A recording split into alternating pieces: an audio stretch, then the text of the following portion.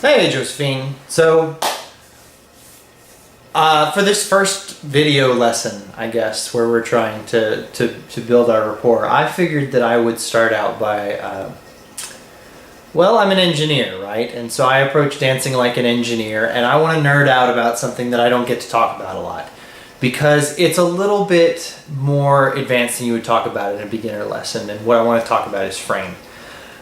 Frame is a term I've actually been told to stay away from when talking to beginner dancers, because it gets really technical really fast and you can nitpick it to death. And so we use this concept of Barbie arms, or we talk about something very general and we stay away from any terminology, and that's how I usually work, because down here in Panama City we're constantly teaching beginners.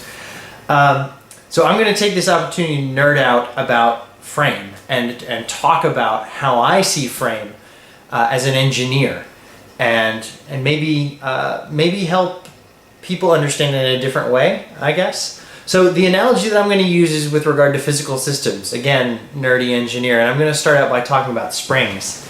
Now, we are all familiar with the concept of springs. Yes, right? You stretch it. And all springs have a home position. Now, this is an extension spring, so its displacement is from its most compact form.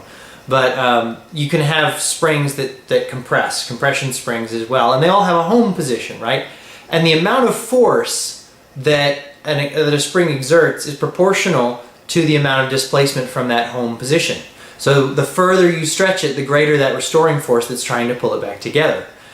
Now, this is a really good idea, because we talk in dance about tension all the time, right? So you stretch away from your partner and you create that tension. But here's the problem with a straight spring, right? It snaps back really fast. All you have is that force that's creating a yanking feeling against you. And so springs alone can be really abrupt. There's another concept in engineering that we talk about, and that's called a damper. Now, this is a standard bicycle pump that I picked up at Walmart for a couple bucks. And you're probably familiar with the concept of how a pump works, right? You're going to get some resistance, and so you pull and then you push, and there's some resistance as you push the pump in. And so what a damper does is it dissipates kinetic energy, right? If I'm trying to push against this, I'm going to get resistance, and it's going to resist my pushing, and it's going to resist speed. It's not the best example, but a piston is generally what you'll see in a damper. And these types of systems are used to dampen out vibrations all the time in mechanical systems, right? So the benefit of a damper is that it tries to resist that abrupt motion, right? If I try to push it really hard, I get more resistance. And so it prefers to do a slower motion, and it kind of evens that out. The problem is it just generally kills motion, right? And when we're dancing, all we want to do is move. So this by itself is not sufficient either.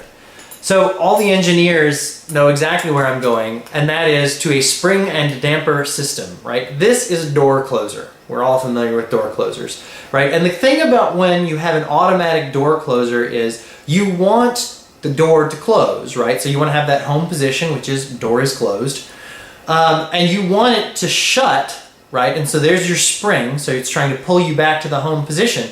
But you also don't want to do it too quickly, because what if somebody's trying to get through the door, or you don't want the door to slam because it's just noisy, or whatever it is, right? So you have this spring damper system, which if I pull it away, I'm feeling a lot of push to come back now, but then when I let it go, it gradually, and it just fell apart on me, but you see it gradually comes back.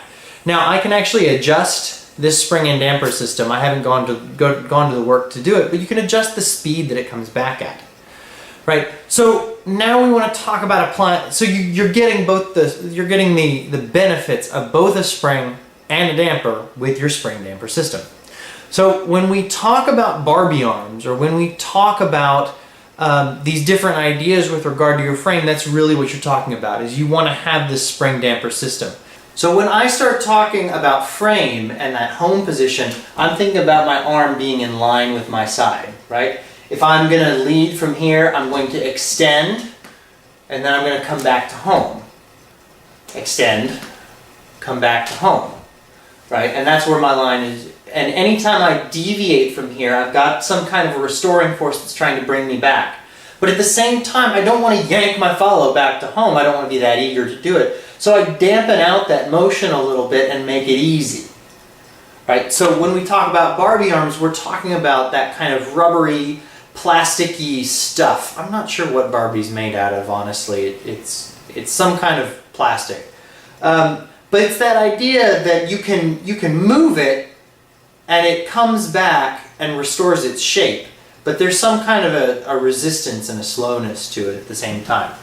So that's kind of my first lesson, is nerding out a little bit about frame. You want to think about these spring damper systems, and you want to think about having that home position, right? That natural position where your arms are kind of at your side, your hands are out in front of you so you can connect, and any deviation from that is going to create the stretch that we all try to get to.